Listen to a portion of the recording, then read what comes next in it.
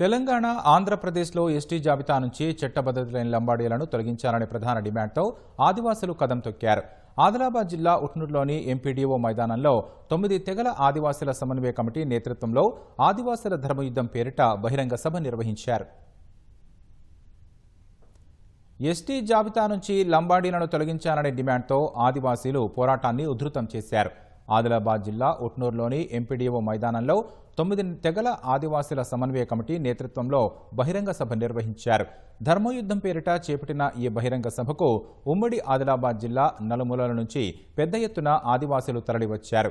ఈ సందర్భంగా చట్టబద్ధత లేని లంబాడీలను ఎస్టీ జాబితా నుంచి తొలగించాలని 1956-76 మధ్య కాలంలో నకిలీ ధృవీకరణ పత్రాలతో ప్రభుత్వ ఉద్యోగాలు పొందిన వ్యక్తుల పత్రాలపై విచారణ చేపట్టాలని తీర్మానించారు. వీసా చట్టానికి విరుద్ధంగా నివాసం ఉంటున్న లంబాడీల ఆధిపత్యం లేకుండా ఆదివాసీలకు రిజర్వేషన్ సౌకర్యాలు కల్పించడం సహా 11 తీర్మానాలను బహిరంగ సభ ఆమోదం తెలిపింది. లంబాడీలతో ఆదివాసీల అస్తిత్వానికి జరుగుతున్న నష్టాన్ని రాజకీయాలకు అతీతంగా చట్టసభల ద్వారా పరిష్కరించుకోవాల్సిన అవసరముందని ఖానాపూర్ ఎమ్మెల్యే వెడ్మ బొజ్జు స్పష్టం చేశారు.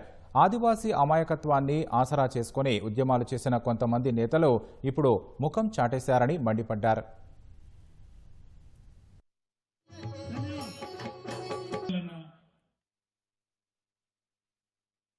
ఒకవేళ గవర్నమెంట్ దగ్గర నోటీసులు వచ్చి ఇవ్వకపోతే ధర్మయుద్ధం ప్రకటించాలి.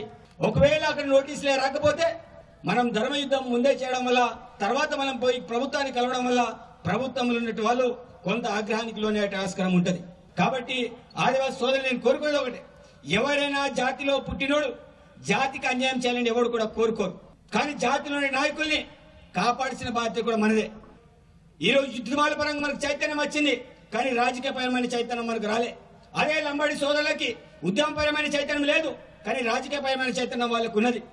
వాళ్ళకి మనకున్న తేడాదే, వాళ్ళలో ఉన్నది లాబింగ్, మనలో ఉన్నట్టు లాబింగ్ లేదు. కాబట్టి ఈ రకంగా ఏ రకంగా ఉన్నటువంటి మేధావులు ఆలోచన చేసి ముందుకెళ్తారో ఒక్కసారి ఆలోచన చేయాలి.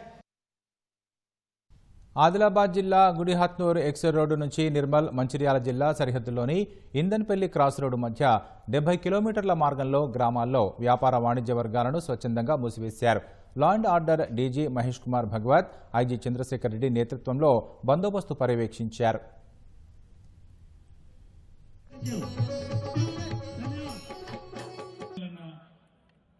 అది ఒక కమిషన్ ద్వారా మాత్రమే చేయాల్సిన అవసరం ఉంది. ఈ బ్రాకెట్ లో ఉన్న 25 క్లాస్